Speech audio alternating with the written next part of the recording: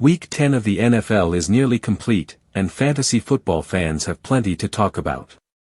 Some players broke out in huge ways, others crashed hard, and the fantasy stock market is shifting fast. Let's dive into who's rising, who's falling, and what it all means heading into the next week. TreVeyon Henderson finally delivered the breakout game everyone was waiting for.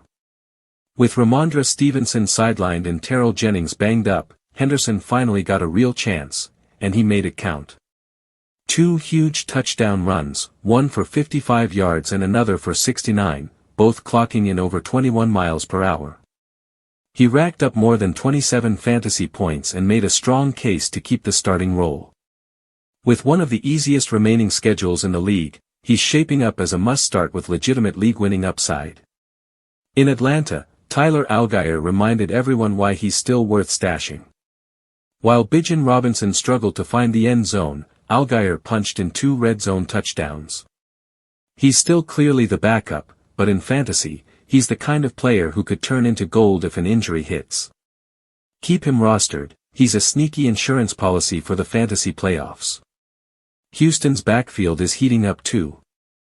Woody Marks might be pulling ahead in the Texans committee.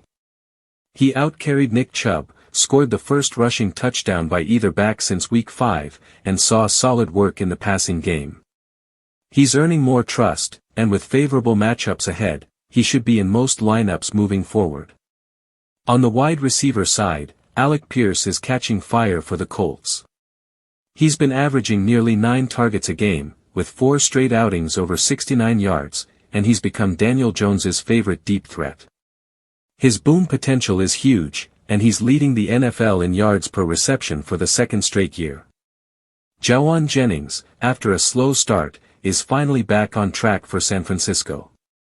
With Brandon Ayuk still sidelined, Jennings has stepped up big, touchdowns in back-to-back games and a season-high 6 catches against the Rams. He's not just filling in, he's producing like a true WR1 for the 49ers. And speaking of San Francisco, George Kittle looks like his old self again. 9 catches, 84 yards, and a highlight reel touchdown later, he's locked in as one of the top tight ends in fantasy.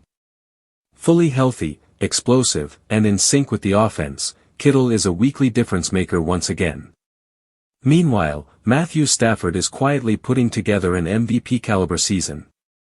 25 touchdowns already, 5 games of 25 or more fantasy points in his last 6, and he just became the first quarterback ever to throw 4 touchdowns and 0 picks in 3 straight games.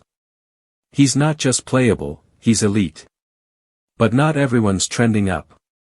Bijan Robinson's fantasy value is slipping.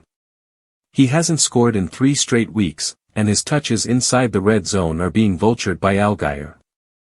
He's still a must-start, but expectations need to be tempered. Justin Jefferson continues to disappoint. Despite a friendly schedule, he hasn't topped 18 points all season and is struggling for consistency.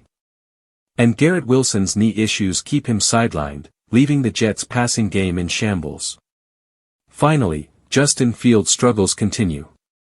With single-digit fantasy performances in 3 of his last 4 games, his once promising season is falling apart.